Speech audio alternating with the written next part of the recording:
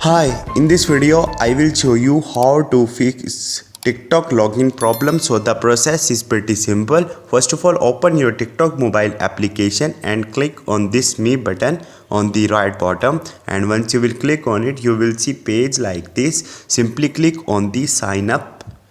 You don't need to sign up again with another account, and here you will see a login option. Simply click on the add existing account or use the saved information on your account if you have.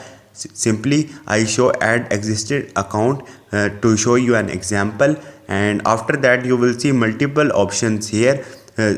Use any of the option, but if you logged in or sign up with the phone number or the email, simply go for this option on the first one, and here it will ask for your phone number that is linked with your phone. Only go to this option if you have access to your SIM card on which TikTok will send you a code that you have to enter on the TikTok to open your account. But if you don't have phone number, don't go for this option. Simply click on the email and the username.